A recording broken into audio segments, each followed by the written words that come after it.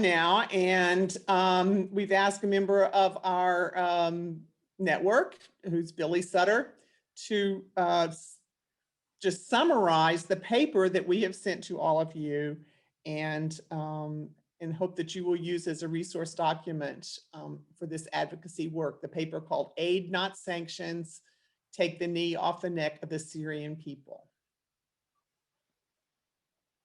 Hi, I've been asked to summarize one of the 3 documents you received in the emails sent to you ahead of this gathering regarding Syria and sanctions. As Anne just said, it's called "Aid, Not Sanctions: Take the Knee Off the Neck of the Syrian People." One of SLPN's missions is to advocate on behalf of the people of Syria.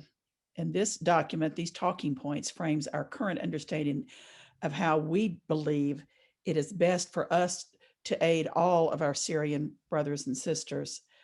The conversations we begin today will start with members of PCUSA and move to other faith communities whom we will invite to join with us. We're thankful that a number of you from other faith communities are with us today. The first point, the current conditions in Syria cry out for help. I have no need to review all of those. You've heard them from El Marie, from Asis Salam, from Josh, from Maddie. You understand, Mathilde, you understand what is there. This is a humanitarian crisis after 10 years of conflict.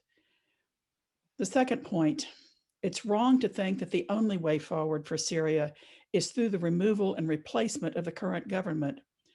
Josh just so very eloquently helped us to understand the issues.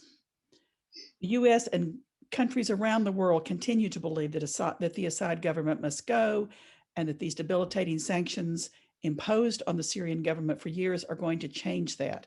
It's going to remove the government. The sanctions are working. Why remove them? We'll need to increase them. Assad will be forced out along with the leaders of government. All will be well. The people will rise up and make these changes. And as you've heard, the truth is that these sanctions are killing Syrians and severely harming a generation of Syrian children and young people. The sanctions designed to punish the ruling class, in fact, provide power to the ruling class. The rest of the country feels the basic lack of human needs. Removing the current government by whatever means will probably be followed by a renewal of fighting as the various governments and outside groups try to become the government themselves. We do not ignore the fact that the current government has been accused of terrible human rights abuses, but the current humanitarian conditions dictate ending repressive sanctions as a means of forcing a change of government or its behavior. Our third point, we feel the surest path for Syria to move beyond its current suffering involves a diplomatic process in which the specific changes in Syrian government policy will be accompanied by relief from sanctions and the provision of international aid for humanitarian purposes and for rebuilding the country's infrastructure. Syria is no longer a contributing member of the world. It has become one requiring emergency aid in all forms.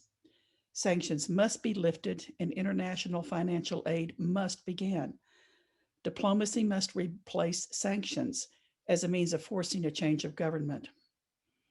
SLPN proposes establishing negotiated benchmarks for the improvement of humanitarian and human rights conditions by the Syrian government in return for international financial assistance to help rebuild the country with the systemic removal of sanctions as those benchmarks are met.